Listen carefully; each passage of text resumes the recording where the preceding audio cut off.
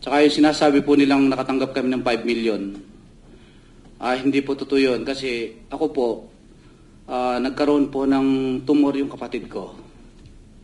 Actually, namatay po siya ngayon eh. Kanina, yung kapatid ko. Sorry po. Namatay po siya kanina. Ngayong araw na ito? Yes po.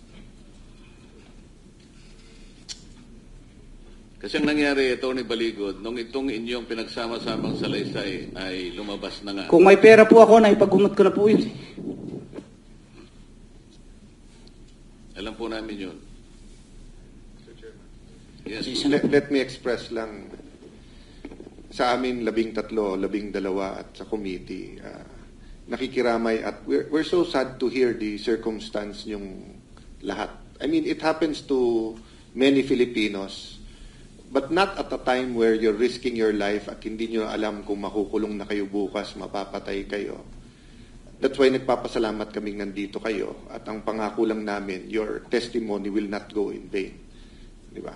So, that's why ko bringing up kanina yung 5 million. Kaysa sa media tayo mag-press con mamaya, malaman talaga namin. And I didn't know that yan ang circumstance nyo lahat. So, tanggapin nyo yung aming pakikiramay. And, you know, I don't know. Yung kasing natanggal yung inyong livelihood, pwede namin ibalik yun eh.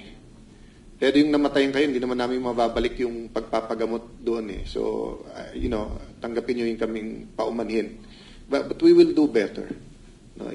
Kung ilan lang kami natitira sa committee na to at sa Senado, we will do better. So, to give justice dun sa sinasabi po niya. I am Cruz Sanidado.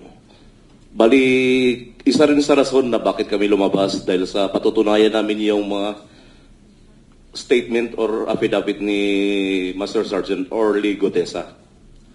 Ito sir, hindi ito sundalo kami sir, hindi kami nagpapatukso sa mga pera.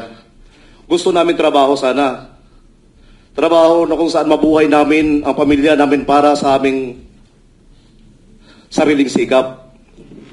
So, ang nangyari kay Tap Orly Gutesa, kasi ako ang laging kasama, which is, pag may mga lakad, ako yung driver niya. Partner kami ni Orly Gutesa. Nalulungkot ako bakit ganun ang ginawa. Bakit, kung sino pa yung testigo, sino pa yung nagsasabi ng totoo, yun. Bakit ganun? Bakit ganun tayo, sir? Nasamantala, hindi nila nare-realize yung buhay ng mga kababayan nating mahihirap. Lagi na lang naririnig, puro korupsyon. So yun ang rason, sir, na kahit walang bayad, kahit ano, willing kami magsakripisyo, mag-alay ng sarili namin para mabago tong kalakaran ng bansang Pilipinas, sir. Ito, sa mga media, andyan, alam ko, dahil ako,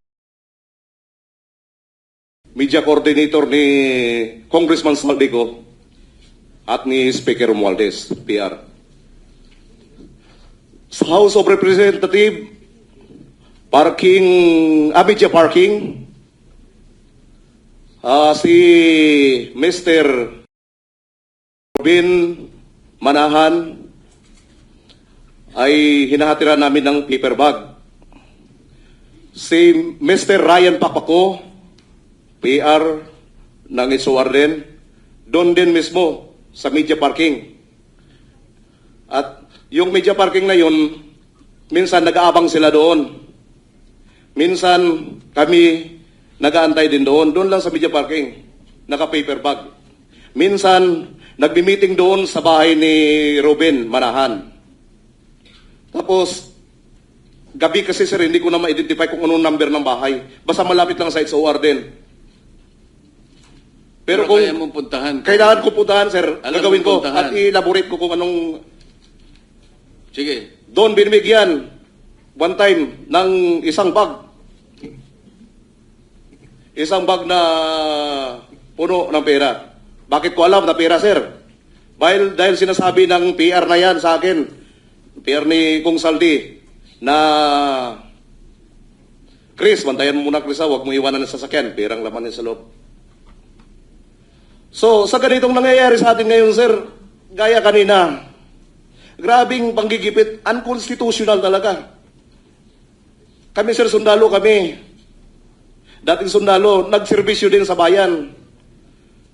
Bakit may mga ganito? Kaya yan ang isa sa dahilan lumabas kami. Yun lang po, sir. Maraming salamat.